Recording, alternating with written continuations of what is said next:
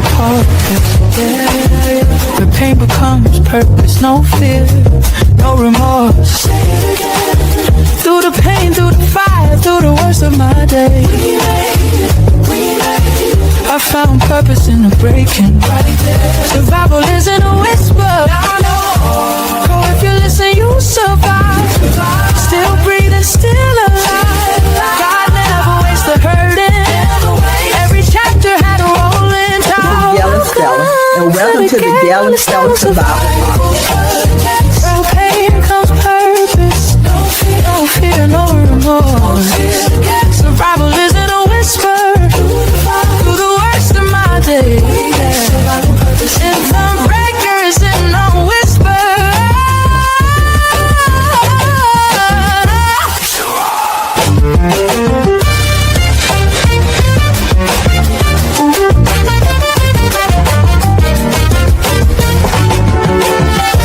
Hello, everyone. This is Gail Estella, and welcome to the Gail Estella Survival Podcast. Here's where we turn pain into purpose, because survival isn't a whisper, it's a roar. And before we get started, there's a few things I would like from you. The first thing is, will you please go in, like, share, and subscribe to the Gail Estella Survival Podcast? Secondly, where are you tuning in from? I'm here in Aiken, South Carolina. Put in the comment box below where you're tuning in from. Are you following me on all of my social media platforms? If not, will you please do so at Gail Estella? And lastly, Through It All by Gail Estella. Have you purchased your copy yet? If not, it's not too late.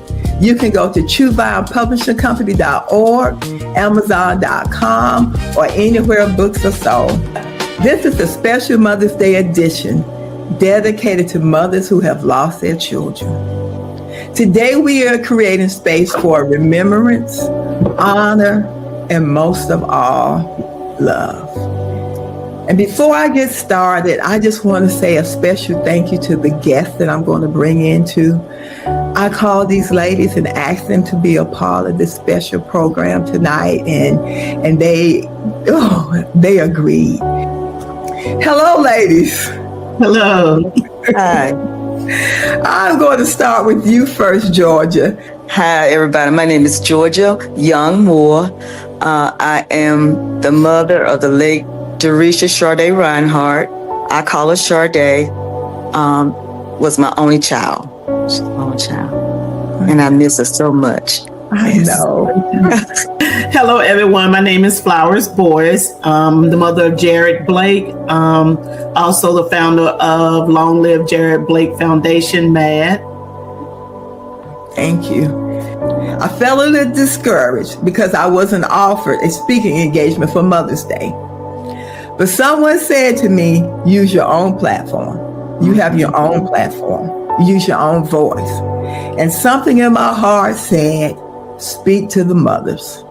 Not necessarily all of the mothers, but the mothers who have lost their children. So today, this is for you, Georgia Moore. This is for you, Flowers Boyce. And this is for all the mothers that are watching tonight. Let's talk about what it is to be a mother. A mother nurtures, nourishes, pours into her child. She protects mentally, physically, emotionally, spiritually. When they hurt, she hurts. When they cry, she cries. A mother wants to fix the pain. A mother wants to take away the pain. It is often said that it's the father's job to protect. But a mother will fight and advocate for her child by any means necessary. She tries to shield them from harm. It is often said that a mother is as happy as her saddest child. She takes on their hurt, and we know that. Mm-hmm. And for a mother who has ever had a sick child, like you and I, Georgia, she would carry the pain of the illness so they could be helped. She lives for her child, and she would die for her child. Mm-hmm. I know I would have. Yes. Mother's job is never done. It doesn't end. It's infinite. A mother is a mother until she leaves this earth. Not when the child leaves, but when the mother leaves. And even when the child is no longer here, the love still grows and grows and grows. As it is written in Corinthians 13:8, love never fails. And now that we understand what it means to be a mother, I want to give you a rose. On Mother's Day, we often see roses.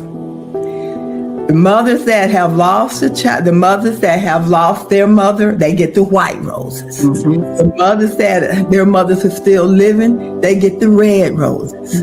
And even when the pastors or the speakers are speaking, they say, Happy Mother's Day to all the mothers that have lost. All the mothers that are here, all the mothers that have gone. But what about us? What about the mothers that have lost a child? There is no rose for us, but the mother that has lost her child. So today, Georgia, I see you. I honor you. I recognize you as Sade's mom, and I present this purple rose. Thank you so much. To you. Whew. Flowers, I see you, and I honor you too. I recognize you as Jared's mother, and I present this purple rose to you. Thank you. And to every mother watching, this rose is for you too. Yes. And because it is still blooming, because it is still in the bulb stage, it reminds us that love continues to grow. Yes. Even through grief, even when our children aren't here. It represents honor, dignity, a love that still lives. And because it still lives in the bulb stage, it reminds us that love continues to grow and grow through grief. And I just said that. This rose represents your child, the one who made you a mother. Even though they are not here, your motherhood still is. Happy Mother's Day. In those early days, I didn't feel right. I didn't want to hear Happy Mother's Day. Because how can I be happy when part of the reason I'm a mother isn't here? And here's the hard part. Because on one hand, Happy Mother's Day is difficult. But on the other hand, not being acknowledged at all hurts even more. It may not feel like a Happy Mother's Day, but it still needs to be acknowledged. Because sometimes people say, I didn't want to say anything because I didn't want to hurt your feelings. But let me say this to you. You saw me carry my child. You saw me love my child. Amen. You saw me mother my child.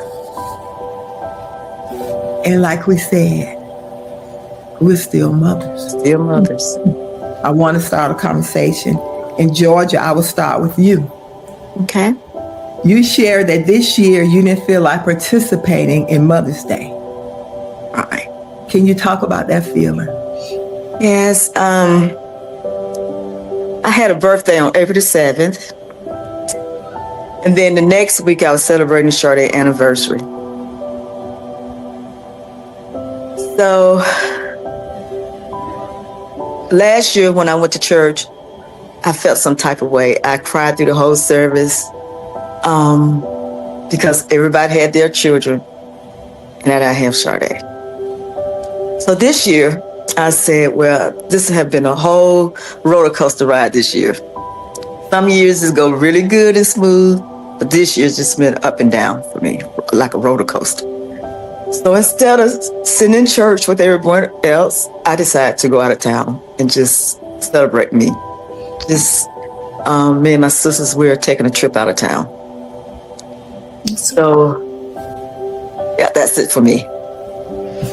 But what do you think, or how do you think Sade would feel about you not celebrating Mother's Day? Yeah. She would say, Mommy, you could do this. I had a long conversation Wednesday with Sade. I said, it's been hard, really hard, but I told you that with God, I can make it. Mm-hmm. But today is harder than it has been in a long time. Yes. Bless the Lord. But I'm trying my best. Mm-hmm.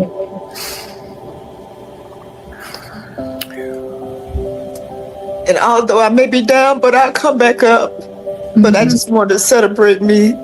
I just want to have peace. But she would be happy. She'll want me to be stronger. Because she'll always say, Mama, you could do it. Mm-hmm. But this year is just a little different. It was just been really hard this year. I understand. Whew. I understand. Oh, blessings. Oh. Flowers for you. Has Mother's Day become easier, harder, or just different over time? I feel like each year it's a little harder. Some years it just depends, you know. Uh-huh. I celebrate my birthday on the 21st of this year, and then of April, and then next month is Mother's Day, and those are two special days for me that he's no longer here, and he's always been that one on the birthday, jumping in the bed with me as, you know, happy birthday, Mom. He always made it, you know, a big point, and Mother's Day as well. But I still know that I have to show up for Jamal. Oh, yes. And for many of you, you're still showing up for the children who are there or who are here. And that takes strength, Flowers. Mm-hmm. To grieve one and still love another. So today, I commend you. Oh, yes. I commend you for showing up when you didn't feel like it. Because even with the hole in your heart, you are still present, and that takes strength. You're also still mothering Jamal, who is here. What has it been like learning to grieve Jared while still showing up for Jamal? Wow.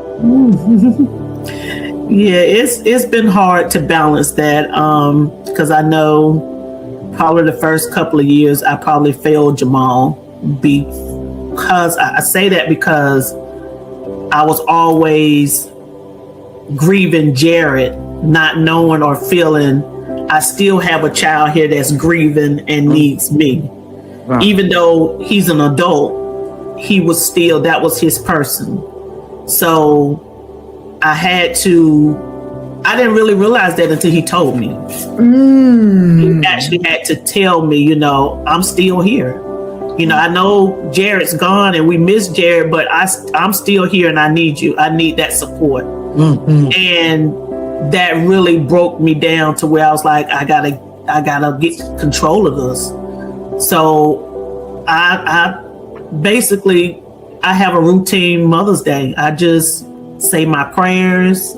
I go to his gravesite, talk to him, sit with him before church, if I go to church. Because when I go to church, I'm crying all through church service. So, you know, Mother's Day, I'm still celebrating Mother's Day, but then I give Jared his time, just like I give Jamal his time on Mother's Day. Mm-hmm. And that's how I have to balance. I try to get my crying and tears out of the way, and, you know, and then whatever me and Jamal and I have, you know, planned for that day, you know, I'm happy, I'm present. And I like the word present. Yes. I like the word present. It took time, but it took for my adult son to tell me I'm still here. I'm still here. Mm-hmm. Oh, thank you for sharing that. Yes. Thank you. You're welcome. And thank you, Jamal. Yeah. Enough. Yes. Just use his voice. Yes. Georgia, what do you wish people understood about Mother's Day after the loss of a child? That we are still mothers. Yes. I'm still a mother. Yeah. Yeah. Our child will always be with us.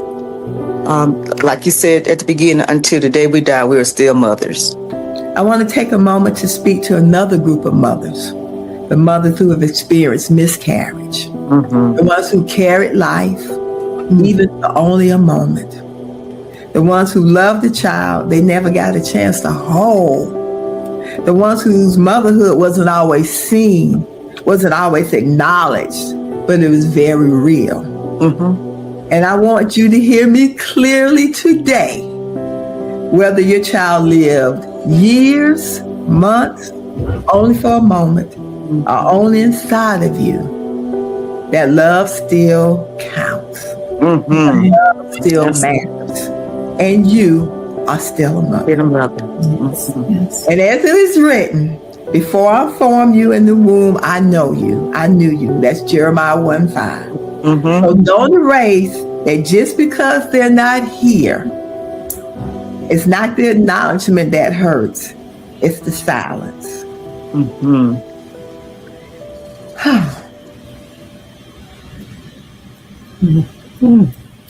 And this is the part that I got to. And while I was writing this, I started crying. The word says, you keep track of all of my sorrows. You have collected all of my tears in your bottle. You have recorded each one in your book. And as I was reading that scripture, I just started crying.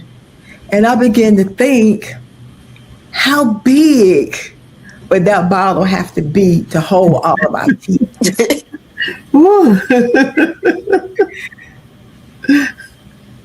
And then I thought, how many bottles would it take to hold all of our tears?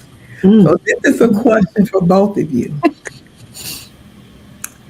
The word talked about God collecting our tears in a bottle. If your bottles could speak, what moments would it talk about?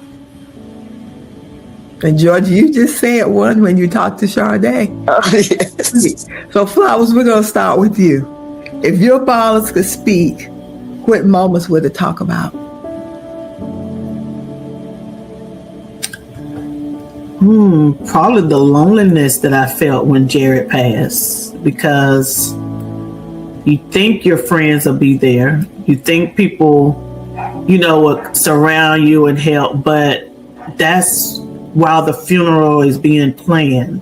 That's before the funeral happens, but after the funeral, it's loneliness that steps in. It's that darkness. So I would have to say that was some lonely nights and days and crying and tears, but I would have to say that the lonely times. Okay, Georgia. If your bottle could speak, what moments would it talk about? So every tear is how much I love you, a tear how much I miss you, and so bad waiting to meet again with you, that we can join together again.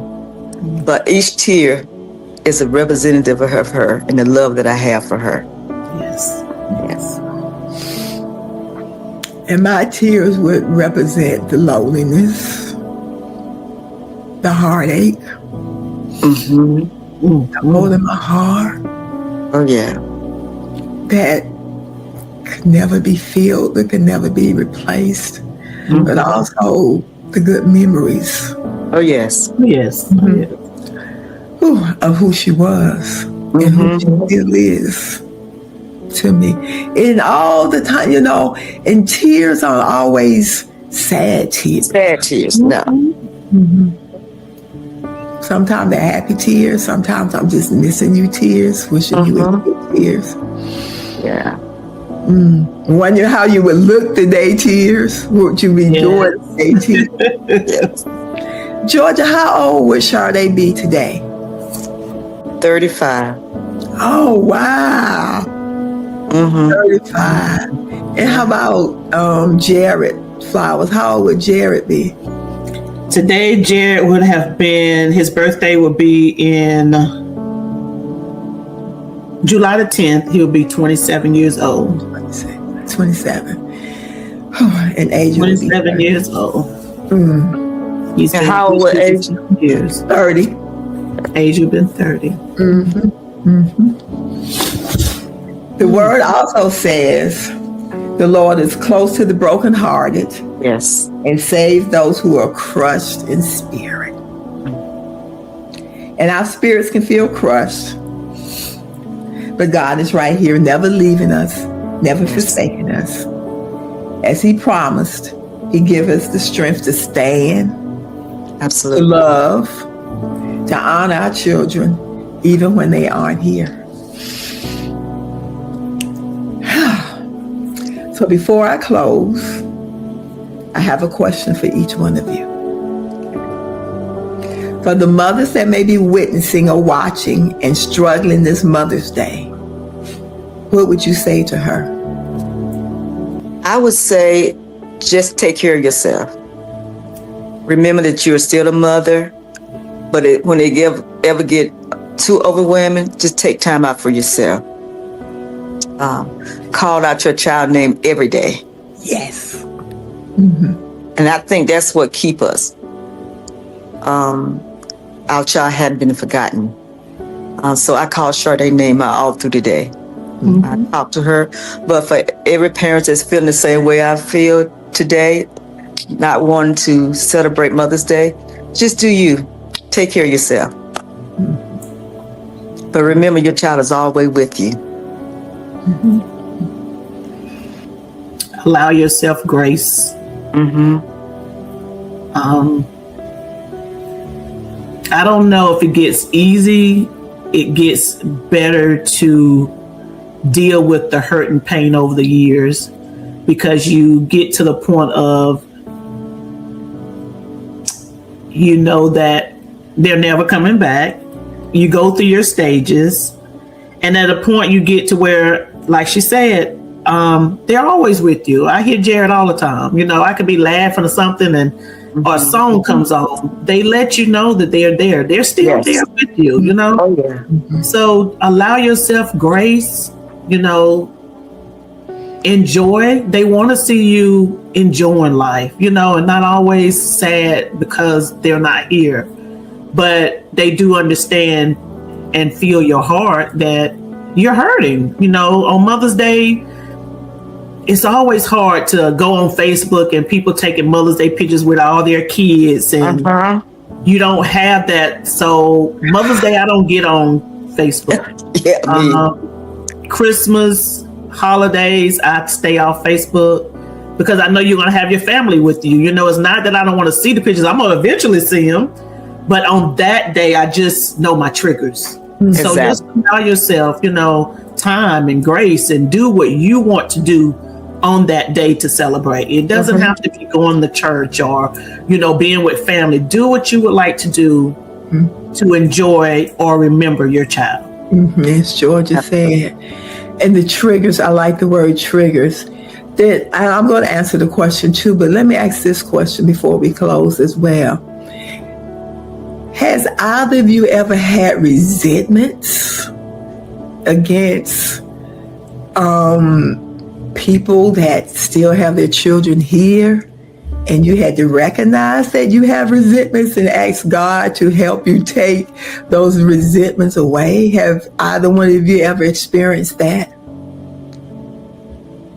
Not resentment, but when I've talked to someone and they're talking about their children, and when I talk about Shardae, they kind of change the subject because they want to talk about their child because Shardae is not here physically. But that's when a time that I say Shardae still matter because she's still here with me. So if I can listen to you talk about your child or your grandchildren, hey, you can, if you're my friend and truly love me, you can hear me talk about Shardae, because it's been 24 years and I'm not going to ever stop talking about Shardae. So that's it. But I never had resentment. How about you, Flowers? I have, not with friends, but with the driver, you know, but I forgive him because I know it was an accident. It could have been either way. So you want to tell the audience that, would you like to share what happened to Jared so they would know what you mean by that? If you feel comfortable. Yeah. Jared was on his way to the service, to Navy boot camp. We were out of town, and he decided to call up one of his friends that he hadn't been around in probably about 7 or 8 months, maybe longer than that. I'm not sure. But somehow this weekend they decided to get together to, I guess, celebrate. I really don't know why. I still don't know. I still have questions, but I'm not going to get answers. But they decided to go to Jared's old college, Belmont, where he used to wrestle. And they hung out, and there was some drinking and things. And the only thing I can think is maybe Jared felt like he was too drunk and let his friend drive his truck home. And they had an accident where he wasn't in a car seat. So he was ejected from the car. And they had an accident, and, Jared passed, and his friend, survived. And I'm forever, I forgive him. It's no point of me holding any grudges, because, like I said, it could have been Jared driving drunk and they lost their child, so I would never, but it was resentment in the beginning, but it's no resentment now. In the beginning, I was mad. I was angry, but it was two friends that decided to hang out, and, this is what happens when you drink and drive, and people don't realize that easily, it can happen, so do not drink and drive. Always have a designated driver that has not been drinking anything, not even if, I just had one drink. Things can happen. That's true. And when I talk about it to different people, and maybe, going into events, and I let them know, I've drunk and drive before, but you learn from your mistakes. And from Jared, I learned, I'm not a drinker, but I've had a drink, and drove. But do not. Life is more important than having a drink, and driving. You never want to have that on you, your conscience, that with the driver and someone, died, so. But I forgive him, and I pray for him every day that, he makes something out of his life, whatever Jared forgives himself. Yes. I want him to be able to do it, because Jared had a future in the service, going in the Navy. And we talked about so many things, and people used to ask me all the time, why do you travel so much? I was going somewhere once or twice a month. It was places Jared had often talked to me about. I would like to see this place. I like to go here. So I was taking him with me. So you going in his memory and his arms. Yeah, I never really told anybody that, That's but beautiful. Yeah, so he wanted to be stationed different places, or where he wanted to see, and that's what I did. And I still got a few more places to go, but Jared and I, we talked a lot, so.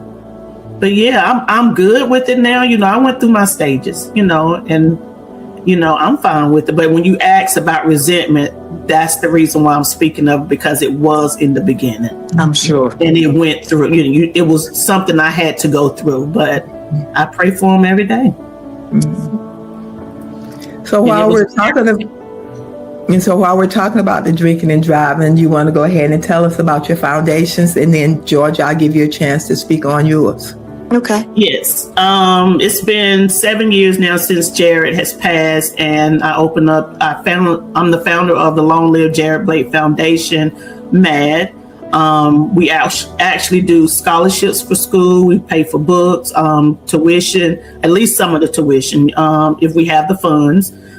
We do a lot of donations, ask for donations. We do food drives. We do Christmas giveaways for families that's in need. Thanksgiving, we also help with the Manor House as far as giving turkeys and being able to feed different families. Clothes drive. But we do a lot in the community. Some people may not know about us. Some people may. but I make sure that Jared's name stays alive with his foundation, because I want you to say Jared's name. I want you to come up to me and tell me different good things that happen with you and Jared. Never feel like, oh, I don't know if I should tell her or say anything. Tell me. I want to hear about those things. Send me pictures. So yes, it's not that we don't want to hear. We're not always sad mothers. We just often think about our loved ones that are not here. And that's not just about our children, but anybody. Yes. And you can connect with us on Facebook or Instagram. How? What's your platform name? Long Live Jared Blake Foundation MAD. Okay. And Ms. Georgia Moore, tell us about your foundation. Okay, it's DSR Center of Hope, and we're a 501c nonprofit. We have a grief support group that meets every month. It started off in 2017 as for parents only, but after COVID hit, we opened up to anyone that was grieving, try to navigate through their season of grief. And so we give scholarships away each year to high school students in Chester, Louisville, and Great Falls. And we have a stroke preventive programs that we're just starting.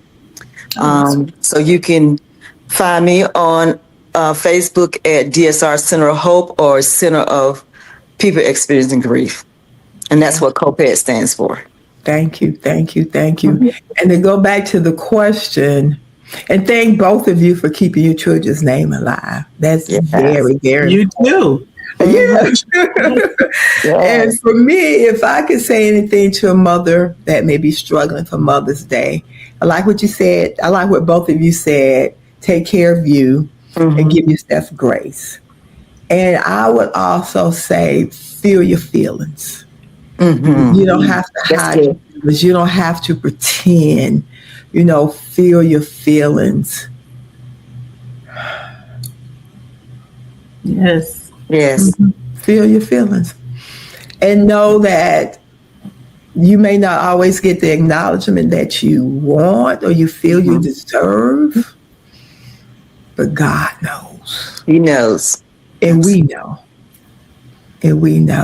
And the question about resentments, I can remember maybe forging some, especially when I would be, I'm a cosmetologist, and some of the parents of Asia's peers would be in the salon and they would be talking about what they're doing now. They're doing this in college and they graduate and they get married, they have the babies, And I'm listening and I'm a participant, I'm listening, but I had to say, God, please don't let me be that person. Exactly. Because I want every child to succeed. I don't want any mother to have to feel the way that we feel. Right. And I don't want to be that person harboring resentments and anger. Yes. Amen. To someone that has nothing to do with this. Right. My pain. So I had to be honest with God. So I would tell a person, if you're feeling what you're feeling, it's okay. Acknowledge the feelings. Ask God to help you with those feelings. It doesn't make you a bad person. It just makes you a grieving person. It makes you a hurting person. It makes you a mother. And it makes you human. That's the big part. Yes. But then we have to ask God to take those feelings away from us, because that's not who we want to be. That's not who I wanted to be. And the way that I honor Asia is the Hatch for Asia campaign. And that's held once a year during her death anniversary, the month of June through July. This year we did it a little differently, the first of the year. And all of the hats are collected and donated to children's hospitals in the surrounding area with kids that are undergoing treatment for cancer. And anything blue and purple, those are my brand colors. Those were her favorite colors. And if you see blue and purple, that's an honor of my daughter, Asia Andrea McCullough. So I'm calling her name now. Oh, ladies. In closing, first, let me say thank you very, very much. Thank you for having me. How much I appreciate this. Thank you. And Flowers, we got to get you back when you're ready for your I've interviewed Georgia already. But whenever you're ready, just let me know. Okay, I will. So today, I say it's Mother's Day. I haven't forgotten you. I see you, I feel you, I honor you, and I love you.